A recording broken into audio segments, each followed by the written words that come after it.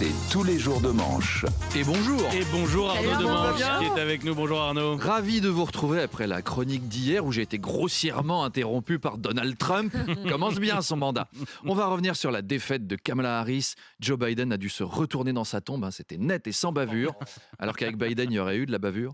Le retour de Trump, ça annonce un bouleversement pour tous les Américains, notamment vous, Mathieu Béliard. On le rappelle, vous êtes né à Boston, Massachusetts, et vous y êtes devenu célèbre en fondant une marque de sous-vêtements fantaisie. Les Massachusetts dépareillés. Je sais c'est con, mais ça m'a fait rire, alors je l'ai gardé. Puis vous vous êtes lancé dans la chanson avec votre groupe Muse. Vous avez juste anglicisé votre nom en Matthew Bellamy. Et vous avez été quarterback de l'équipe de football américain de votre université, les Boston Fisting Boys. Et vous avez enchaîné une série de 7 victoires consécutives pour vos premiers matchs. C'était du jamais vu en battant à la fois les Memphis Cocksuckers, les douchebags de Minneapolis, les Orlando Shitfaces, les Scrotum Eaters de Chicago, les Brooklyn Big Titties, les Bloody Cunts de San Antonio et les Dilated Scumbags de Las Vegas. Heureusement que tout ça est en anglais. Hein. Oui, ça fait plaisir. Hein. Et bah évidemment, Se lâche, je suis moi-même un peu américain, hein. J'ai que 25%, c'est moins que vous, mais j'en ai quand même. C'est vrai. Ouais, c'est vrai. Ma grand-mère est américaine. Et puis voilà, la France et RMC vous ont ouvert leurs portes et ont conquis votre cœur. Mais revenons à Trump. Alors Trump, il a gagné, je pense, parce que c'est un type pas compliqué. Quand il fait des discours, c'est simple. Même si tu parles pas anglais, tu comprends. Je regardais l'autre jour en Pennsylvanie et je vous jure, c'est vrai, il est parti sur un truc sur le papier et c'était vraiment Thank you, I love you here. You've got an amazing industry, the paper. Great technology, the paper, it's great, fantastic paper. I know a guy, he makes paper, a great guy, great paper. You guys, you got paper industry, the paper is great. Paper is great paper. Et on comprend qu'il aime le papier. Hein. Même si on parle pas anglais, on comprend. C'est pas comme les discours de Dominique de Villepin. Hein. La déréliction qui assombrit nos traditions voltairiennes et obère notre politique étrangère. Bon, alors après, C'est flippant. non, mais on comprend moins bien toutes les références à saint Thomas d'Aquin et tout, c'est relou. Après, en français, le discours de Trump, ça marcherait moins bien. Si dans 3 semaines, on a Ciotti qui est là, le papier, c'est trop bien. J'aime bien le papier. Ça va sonner bof, quoi. Quand les Français traduisent un tube, c'est pas ouf. Tiens, un exemple. Ah, vous voyez, c'est un peu moins dingue. Hein. C'était Sylvie Vartan. Oh là là. Ouais, c'est vrai, c'est un vrai truc. C'est un vrai truc. Michelin, le fabricant de pneus, a annoncé vouloir fermer 2 sites où travaillent 1254 salariés. Ouais, merci Jackie et Michelin. 1254 chômeurs.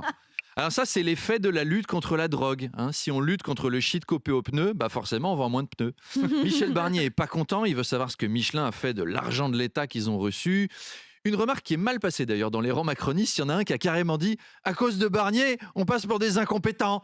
Alors, c'est peut-être pas que à cause de Barnier, les gars. En tout cas, c'est le moment d'être patriote. Il faut aider l'emploi français. Acheter des pneus. Voilà, c'est bientôt les fêtes. Les gens commencent à faire des cadeaux. Un petit pneu, ça fait toujours plaisir. C'est joli sur une table basse, c'est original. Charles, un pneu. Faire un centre de table. C'est une table basse. Les enfants peuvent faire des batailles de pneus à la récré. Ouais. C'est assez cool. Il y aura des pubs à la télé. Papa, tu nous offres une gourmandise? Tenez les enfants, allez vous acheter des pneus. Mais voyons Michel, j'ai toujours des pneus Michelin à la maison. Et oui, achetez des pneus pour faire plaisir à vos nièces et neveux. N'importe quoi. Faut acheter des pneus. Oui, alors, c'est joué aujourd'hui. Ah ouais, vous avez vu, on c'est- fait rentrer de Je suis nouveaux la femme comédiens. d'Arnaud. Au théâtre ce soir.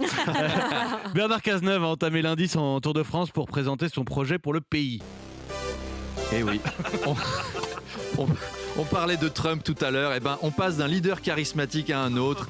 Effectivement, le Cazeneuve Tour 2024 a commencé, c'était lundi soir à Saint-Nazaire, et ils étaient nombreux, hein, Ah ouais. dans les 20-25 personnes. En même temps, passer la soirée avec Cazeneuve à Saint-Nazaire un lundi de novembre, moi je dis, Trop sympa. est-ce que c'est pas le feu? Et Bernard Cazeneuve vous attend dans des villes dynamiques, à son image. Il sera le 9 novembre à Maubeuge, le 10 à Vesoul, le 12 à Saint-Jean-Pied-de-Port. C'est le Tour de France de Bernard Cazeneuve. Alors c'est le seul Tour de France qui soit plus pénible à pied qu'à vélo. Hein. Là aussi, il y aura du contrôle antidopage, mais pas pour les concurrents, juste pour les spectateurs.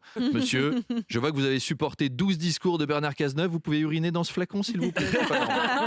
Bernard Cazeneuve, que la gauche appelle mon chéri. Alors, c'est pas qu'on l'aime bien, c'est ce qu'on prend quand il reste plus que ça.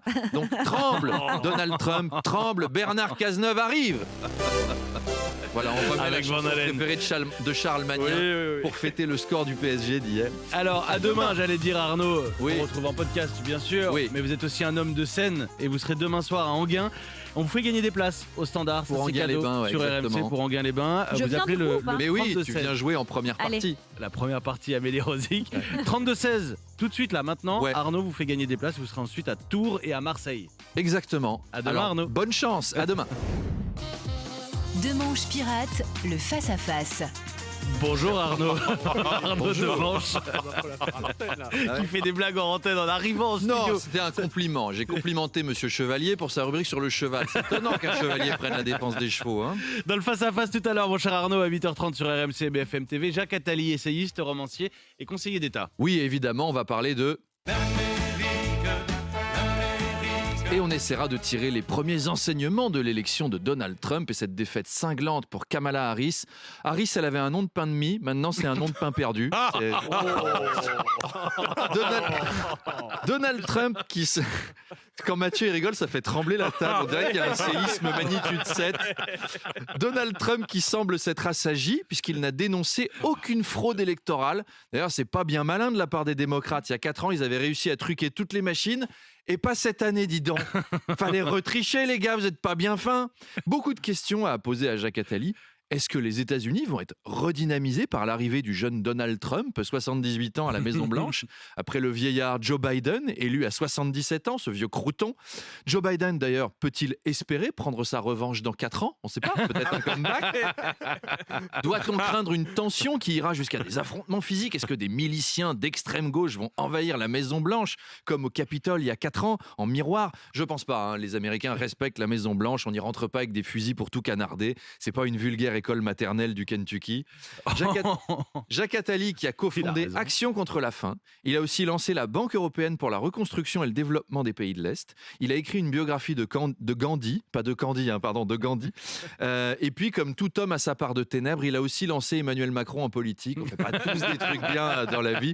Néla Latrousse, première question. Alors, t'es fier de toi? Emmanuel Macron, d'ailleurs, qui a félicité Donald Trump tout de suite. Il doit être dégoûté, Macron. Il doit être là. C'est dégueulasse. Trump, quand il veut s'en prendre à l'immigration, aux syndicats, aux journalistes et qui refuse les résultats électoraux, tout le monde le trouve super. Et quand c'est moi, ça pose problème. Eh ben bravo le 2 poids 2 mesures. Pauvre malheureux. Va. Allez, rendez-vous avec Jacques Attali et Néla Latrousse à 8h30, c'est-à-dire 8h30. Arnaud Demanche à retrouver en podcast.